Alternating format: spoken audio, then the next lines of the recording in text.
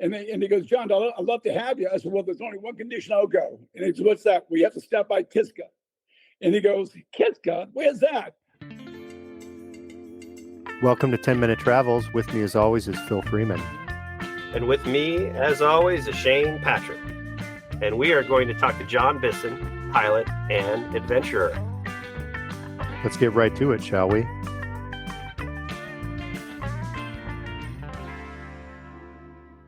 So I had the opportunity. I met this guy, this Kiwi, that wanted to do the Ring of Fire with the sailboat. You know, he had just gone through a divorce in New Zealand. He wanted to do his childhood dreams. So he went to Costa Rica, bought a 38-foot Cabo Rico sailboat, and then he sailed that sailboat from Costa Rica to Dutch Harbor, Alaska. And he got to Dutch Harbor and took it out of the water, went to Colorado, spent the winter with his girlfriend. Then he went back and he had put an advertisement out that he wanted some experienced sailors with him to go to Russia and then to Hokkaido, Japan. So I found this out, contacted him, and he goes, John, I'd love to have you. I said, well, there's only one condition, I'll go. And he said, what's that? We have to stop by Kiska. And he goes, Kiska? Where's that? Aleutian Islands. And he says, why? I said, well, it's one of the few places in the world that is still preserved with a Japanese naval hospital still in the caves with beds, a Japanese submarine up on the beach. I go, Japanese boat sunk in a harbor. And I go, I've always wanted to see this. And if you're going to sail down the Aleutian Islands, why can't we do that? He goes, fine with me, John, we will. So we left Dutch Harbor. Well, actually, I'm looking at the dates. I think it was May 31st of 2018. I got into Dutch Harbor, and then from there, I went on his boat, and we stayed at Dutch Harbor probably about 7 or 8 days, getting the boat ready and waiting for the other crew members to come in. We were 4 crew members on the boat. And so we got it ready. And Dutch Harbor, I'm sure you've been to Dutch Harbor. That's an interesting place. In fact, there's a little bar right there where we kept the boat at. And I met those guys that they had that show about the king crabs and all that. And I told them what we're going to do. And they looked at me like I was a nut. He goes, where's your boat? I showed them that sailboat right there. They go, that little sailboat? I go, yeah. They go, 2 years ago, we just lost a big crabbing boat. It sunk. Everybody lost hand. Everybody died. We never found them. And I go, and you're going to cross that with a 38-foot sailboat to Bering Sea. I go, yeah, it's probably safer than your big trawlers. And the guy goes, okay, I'm not talking about this anymore. Fine. So, but we did. We crossed we left Dutch Harbor about 7 days later. And the first place we went to was Adak. We spent a night in Adak. And, Adak is a really big, it used to be a really big Navy base, but it's shut down now. So when we pulled in 2019, it was closed down. But the amazing thing is everything's still intact. All the officers' quarters. I went in the officers' club, walked around, all the furniture stacked up in the officers' club. I walked into, there's a lot of buildings, a lot of homes, and it's all Navy, all shut down. But we stayed there a couple of days, and there's a few people that live there. I don't know what they're doing there. Maybe they're protecting something. I don't know what. But we go, they're in the bar every day because there's not much to do. So we went in the bar a couple of times with them, and just told them what we plan on doing. So after 2 days, we left Dutch Harbor. And then from there, the guy that owned the boat he's really big into volcanoes. So he wanted to go to the island of the Four Mountains. You know where that is in Aleutian? I don't. Okay, the island of the Four Mountains. Aleutian Islands has 50, I believe it's 57 volcanoes. And the island of the Four Mountains in the Aleutian Islands has 4 volcanoes. And the biggest one is active. So, and in fact, I wrote all this stuff down. I can look at it, present it to you. But so we pulled into the island and we took a dinghy to shore. And he's the only one that climbed up. And how he climbed up this mountain, he had his oxygen mask, a backpack, he had skis, and his camera. And he had the cleats for his boots. So he climbed up the cleats at the top of this volcano, and he was there all day long. He gets to the top, just sits there and watches the eruptions. And so he was wearing the oxygen mask because of the gas coming out of the volcano? Exactly. Yep. Okay. And he was, at the time we did this in 2018, he was 57 years old, and both knees were shot. He couldn't afford to get new knees. And I said, this guy was amazing, but he went up there, and the rest of us would stay down by the beaches, and we just explored the island. And, if you know much about the Aleutian Islands, most of it's not inhabited. and everything washes up in the beaches, everything, from Asia, Japan, China, name the United States. So you walk around, and I brought back Japanese glass floats, all kinds of stuff. They're all over the islands. So he did that, and then he came back down, and we all went back to the boat, and I had my fishing pole like I usually do. And what's the name of the island with the 4 volcanoes? Do you recall? Yep, it's in fact, let me see. While you're looking that up, you reminded me of I have a friend who's used to be a merchant marine, and he talked about going to the Marshall Islands, and everybody had Crocs, but no one had matching Crocs because a container had fallen off of one of those barges and washed up onto shore from who knows where. So all of the islanders had Crocs, but the joke was, everybody's looking for like a size 10.5 left. That's green. Well, and I tell you, when we talk about the Marshall Islands, I went scuba diving over in Micronesia, Chuck Lagoon. You probably know about Chuck Lagoon, but that's another story. I love Chuck Lagoon. But anyway, this here, the islands I'm talking about, okay, here it is. I don't know if I can pronounce it, but I can spell it. CHUGINADAK Island. Okay? And that's the... Take a shot at it. Take a shot at it, John, just for...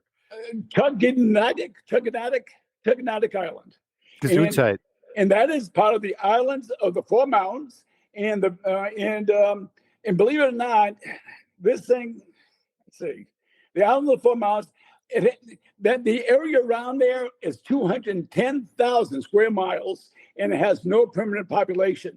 The largest of these islands, is it's called. And I got to hear someplace. Well, I'll look up the name of the that one island around there. It's like Mount. I forget the name of the island. I had it here. Let's see. Well, I'll pull it up. But anyway, so that island, we stayed there for a couple of days, and we sailed off, and from that island we sailed over to Kiska. Okay, in Kiska, and the other things, I wish you could, guys. I wish you just could Google the about these 4 islands of 4 mountains. That's what it's called. If you Google islands of 4 mountains, you see 4 volcanoes in the Aleutian Islands breaking through the clouds. It's an amazing sight, and when you think about the Aleutian Islands, has 57 volcanoes. When I went to Russia, Kamchatka, Russia has like 150 some volcanoes, and 35 are active. Okay, so this guy, the reason we did this, he wanted to do the Ring of Fire. And the Ring of Fire starts really from like Costa Rica, off the coast of California, works its way up the Aleutian Islands, goes right through Russia, past Japan, into Asia. And the Ring of Fire is most where the volcanic activity is, most of the volcanoes are.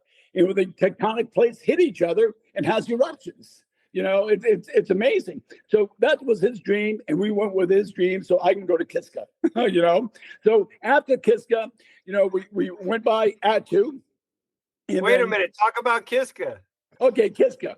That is an amazing place. You pull into the harbor in Kiska, and there's rusted boats, Japanese boats sunk from World War II. Okay? And during World War II, the Japanese invaded the Aleutian Islands, and the first thing they did was bomb Dutch Harbor. And they attacked Dutch Harbor with like 2 aircraft carriers and 7 destroyers. I mean, it was a major bombing assault on Dutch, but they never landed on Dutch Harbor. And then from there, they invaded Attu, and then they invaded Kiska. So their main submarine base was Kiska. Okay, and at Kiska, when we got there, I walked all around the island, and there's anti-aircraft guns all over the island, just pointed up, all rusted up, all pointing out. And it's amazing. I walked into the Japanese hospital, and all these beds are all rusted up, but still intact. The dock, okay, there's a submarine that is still intact on the beach in Kiska, but it's broken in half. And I was told it's broken in half because we did a lot of bombing at Kiska during World War II. And we would send bombers from Adak, from Dutch Harbor, from Shimia, like 5 or 6 islands. We were attacking Kiska and Attu. So we bombed the heck out of Kiska. So we split the submarine right in half. So I crawled through the submarine. It was on the beach, and the reason it was on the beach, what the Japanese did, they built a canal from the bay on the beach. They cut right to the beach and built a submarine pen behind the beach. I mean, who does that kind of stuff? But that's where they kept the submarines, behind the beach, the canal they built. So this apparently. So they were launching them from the beach. That's what you're saying. Exactly. Well, they had a canal they built through the beach, and they hit them behind there, and they were taken through that. That's where they would, reload the torpedoes and the supplies on submarines, and they bring them back out to the canal and back into the bay, and underwater they go. And that's where they were in Kiska.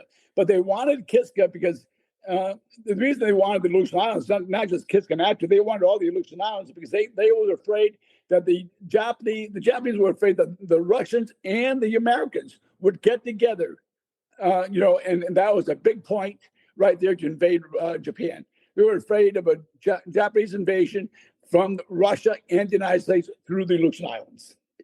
Right, but they didn't realize probably how just how difficult it is. Life is there on a regular basis for flying, right? It's either fog to the deck or blowing sideways. Oh, absolutely, yeah. All the time. In fact, when you go to Kiska, you'll find planes that have crashed there that are still there. Right. I mean, and in both fact, sides, John. Well, I was in the Japanese plane, and there is an American bomber, I was told, on the other side of Kiska, but I didn't go see that. But I did see between Adak and Kiska, one of them was occupied and they fought over it, and one of them they secretly left. Was Kiska the one that they had left? Yes. Yep. In fact, the United States, I think they attacked Kiska with land invasion like August 3rd or August 4th, right? And the Japanese left July 29th. So, but before they did that, the U.S. soldiers invaded Adak. And then the Adak had about 200 Japanese soldiers there. And they had a banzai attack against the American troops. And they did a lot of damage. They killed a lot of American troops and wounded quite a bit. But at the end, those 200 Japanese soldiers, I think it was like only maybe 30 or 40 that survived that banzai attack. So after the United States, invaded Adak and got Adak, then they went to Kiska. But by the time they went on Kiska, the Japanese had already left. So, and in fact, they had injuries on Kiska, but it was from self-inflicted wounds. Okay. Oh, friendly fire only is what I heard. Yeah. So, and the other thing is like Shimia. When I was basically Shimia for 2.5 years or 2 weeks at a time, there was a lot. Well, the old runway with the B-29s. Was a B-24s. B-24s, B-25s were Shimia, and that old runway is still there.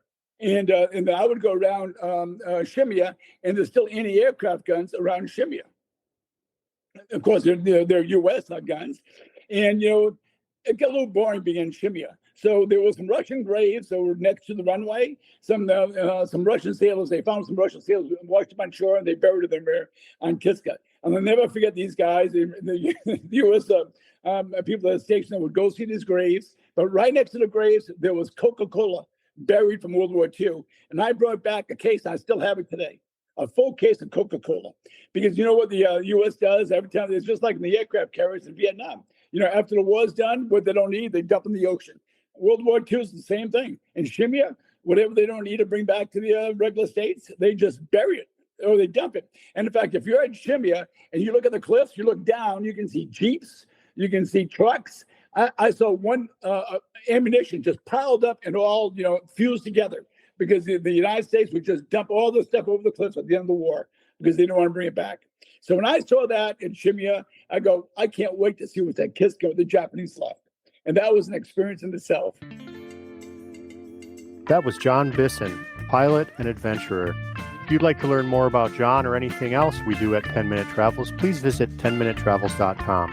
And please like, subscribe, and share this podcast on all the platforms.